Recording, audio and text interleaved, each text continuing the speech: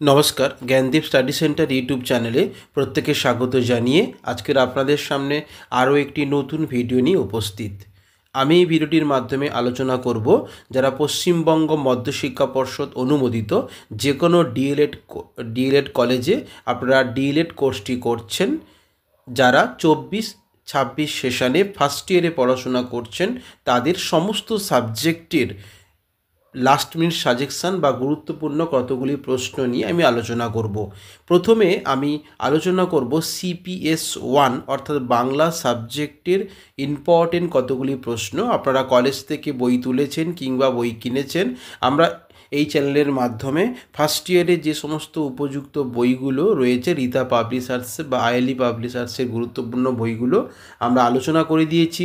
চাইলে এই ভিডিওটি ডেসক্রিপশান বক্সে তার লিঙ্ক দেওয়া থাকবে, আপনারা লিঙ্কে গিয়ে ভিডিওটি দেখে নিতে পারেন।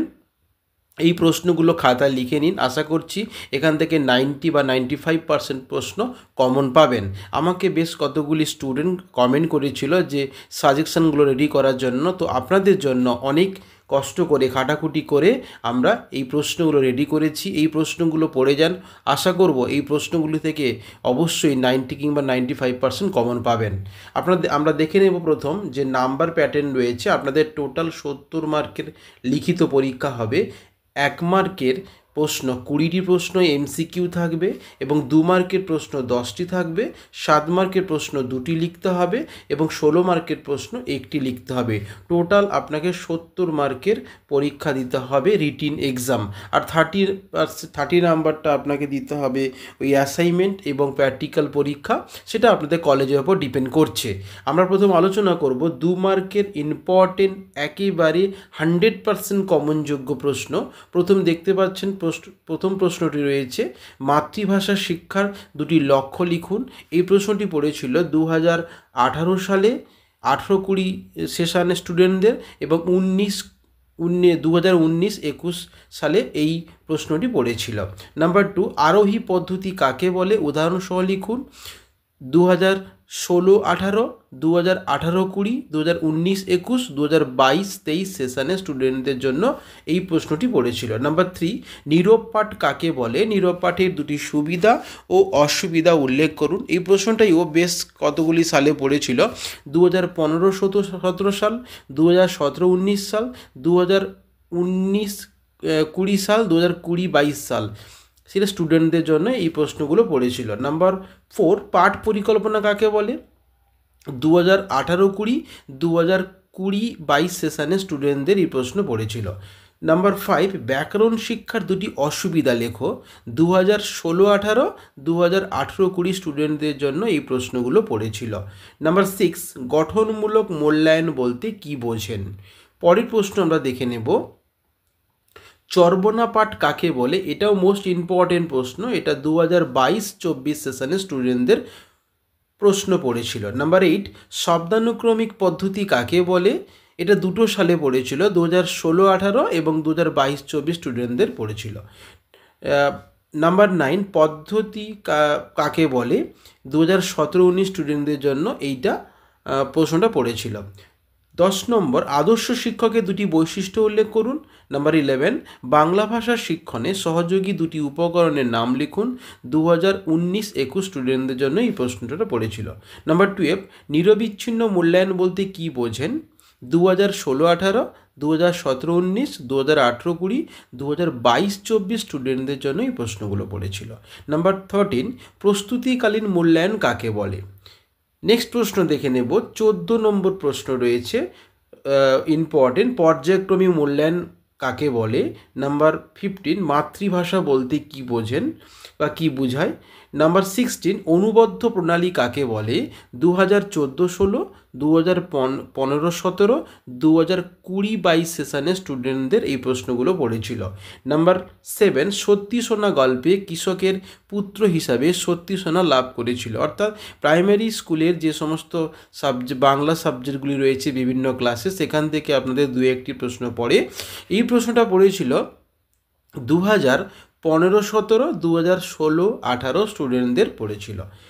18, ভাষার সংজ্ঞা লিখো। 2014-16, 2018-20, 2019-21 সেশনে স্টুডেন্টদের এই প্রশ্নটা পড়েছিল। নাম্বার 19, বানান শিখনে দুটি গুরুত্ব লেখ। 2018-20, 2020-22 স্টুডেন্টদের জন্য এই প্রশ্নটি পড়েছিল। নাম্বার 20, নৌকা যাত্রা কবিতাটির রচয়িতাকে নৌকাটি কোথায় বাঁধা ছিল?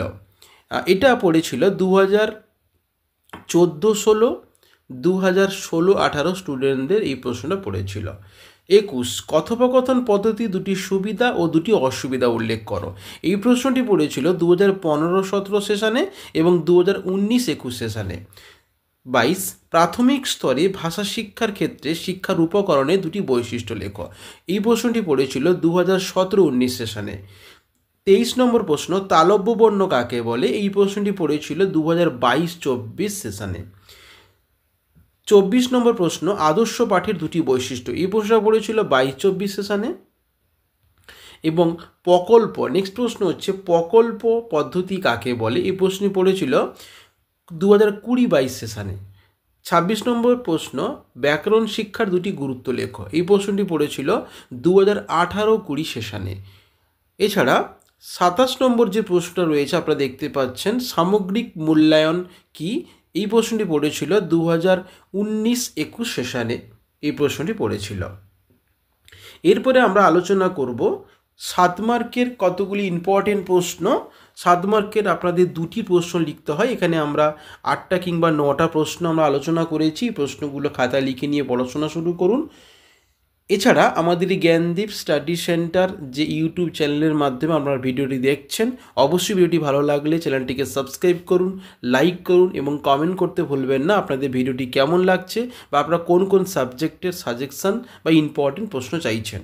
আপনারা দেখতে পাচ্ছেন প্রথম যে প্রশ্ন রাখা হয়েছে খুবই মোস্ট ইম্পর্টেন্ট প্রশ্ন, মাতৃভাষা শিক্ষাদানের দুটি পদ্ধতির নাম লিখুন। যে কোনো একটি পদ্ধতি দুটি সুবিধা ও অসুবিধা উল্লেখ করো। তো এই প্রশ্নটি বেশ কতগুলি সেশনে পড়েছিল, যেমন 2014-16 সেশন, 2015-17 সেশন, 2016-18 সেশন, 2018-20 সেশন এবং 2019-21 সেশন এবং 2022-24 সেশনের স্টুডেন্টদের এই প্রশ্নটি পড়েছিল। অতএব এই প্রশ্নটি আপনাদের কাছে খুবই গুরুত্বপূর্ণ। নাম্বার 2, ব্যাকরণ শিক্ষাদানের পদ্ধতিগুলি উল্লেখ করে আপনার মতে সর্বশ্রেষ্ঠ পদ্ধতি কোনটি তা উদাহরণসহ আলোচনা করুন। এই প্রশ্নটিও বেশ কতগুলি সালে পড়েছিল, যেমন 2014-16 সেশন, 2016-18 সেশন এবং 2020-22 সেশনের জন্য এই প্রশ্নটি পড়েছিল। নাম্বার 3, পাঠের ক্ষেত্রে মূল্যায়নের প্রয়োজনীয়তা লিখুন। আভ্যন্তরীণ মূল্যায়নের সংজ্ঞা দিন। আভ্যন্তরীণ ও বহিঃমূল্যায়নে দুটি করে পার্থক্য লিখুন। এই প্রশ্নটি পড়েছিল 2018-20 সেশনে এবং 2021-23 সেশনে। নাম্বার 4, সরব পাঠ কাকে বলে? এই পাঠের উদ্দেশ্য ও সুবিধা উল্লেখ করুন বা লিখুন।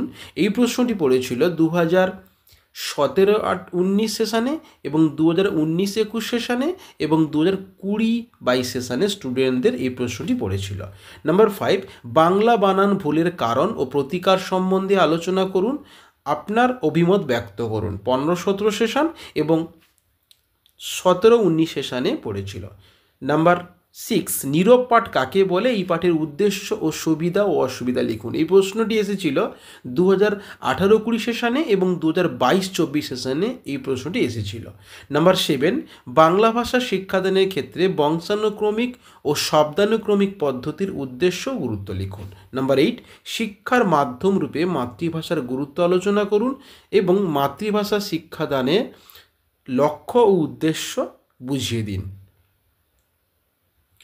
এরপরে আমরা আলোচনা করব 16 মার্কের যে আপনাদের একটি প্রশ্ন লিখতে হয়। এই 16 মার্কের মধ্যে 16 মার্কের মোট দুটি প্রশ্ন থাকে, আপনাদেরকে একটি প্রশ্ন লিখতে হয় পরীক্ষায়। আমি এখানে 3টি প্রশ্ন আলোচনা করেছি। 3টি প্রশ্ন থেকে অবশ্যই আপনারা দুটি প্রশ্ন কমন পাবেনই পাবেন, 100% শিওর। এই প্রশ্নগুলো এখন থেকে পড়াশোনা শুরু করে দেন। আপনারা প্রথম যে প্রশ্ন, গুরুত্ব ইম্পর্টেন্ট প্রশ্ন দেখতে পাচ্ছেন, পঞ্চম শ্রেণী, ষষ্ঠ শ্রেণী, সপ্তম শ্রেণীর যে কোনো একটি পাঠ একক অবলম্বনে একটি পূর্ণাঙ্গ পাঠ পরিকল্পনা প্রস্তুত করুন।